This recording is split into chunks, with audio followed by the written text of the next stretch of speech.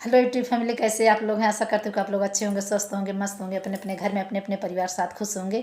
और देखिए, मैं एक सीता हरण का विवाह सीता हरण गीत सुना रही हूँ। जब रावण सीता को हर के लेके गया था तो उनके साथ कोई नहीं था। सुनिएगा आप लोग गाना के माध्यम से। सीता जी अकेले वन में थी तो देखिए कैसे विलाप कर रही हैं। बहुत सुंदर गाना है, आप लोग सुनिएगा। ढेर सारा प्यार दुलार से बात भरपूर दीजिएगा। चैनल पर नए हो, चैनल को लाइक सब्सक्राइब जरूर करिएगा और कमेंट करके बताइएगा कि हम लोग का गाना आप लोग को कैसा लगा। गाना फुल वॉच करके सुनिएगा, गाना बहुत सुंदर गाना है, आप लोग सुनिएगा। राम जी लक्ष्मण के संग में, सीता जी अकेले वन में। राम जी लक्ष्मण के संग में, सीता जी अकेले वन में। हर ले रावण चना डलवा, हे मोर व्याकुल मनवा। हर ले रावण चना डलवा, मोर व्याकुल मनवा। ना संग में माई बाबू, ना संग में ससुर। ना संग में माई बाबू, ना संग में सास ससुर हो।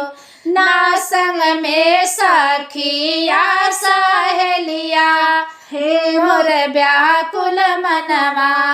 ना संग में सखिया सहेलिया, हे मोर व्याकुल मनवा।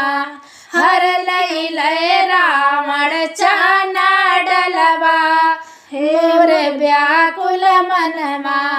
हर ले रावण चना डलवा, मोर व्याकुल मनवा।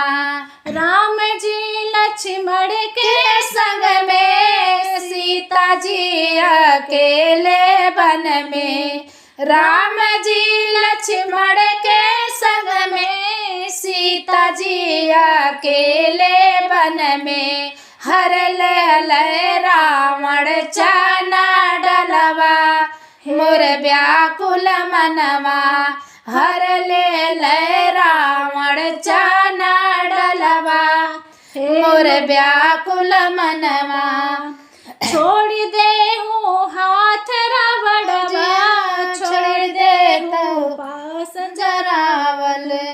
ना संग में रामी नाथ, ना संग में लक्ष्मण देवर।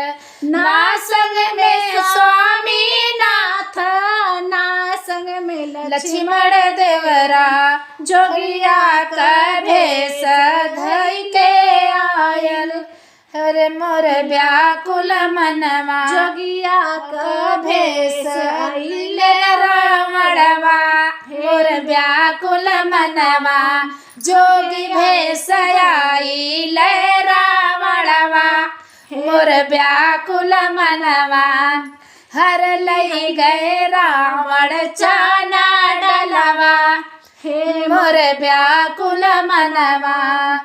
राम जी लक्ष्मण के संग में, सीता जी अकेले वन में। राम जी लक्ष्मण के संग में, सीता जी अकेले वन में। हर ले गए रावण चना डलवा, मोर व्याकुल मनवा। हर ले गए रावण चना डलवा, मोर व्याकुल मनवा। छोड़ दे तो हाथ रावणवा, छोड़ दे तो पास जरावन।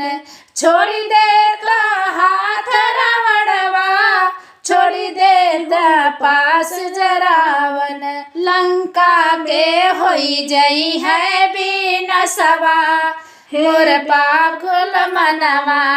लंका के होई जई है बिनसवा, हे मोर व्याकुल मनवा। हर लई गए रावण चना डलवा, मोर व्याकुल मनवा। हर लई गए रावण चना डलवा, मोर व्याकुल मनवा। कैसा लगा हम लोग का गाना, प्लीज़ आप लोग सुनिएगा। थोड़ा सा मिस्टेक हो गया बीच में।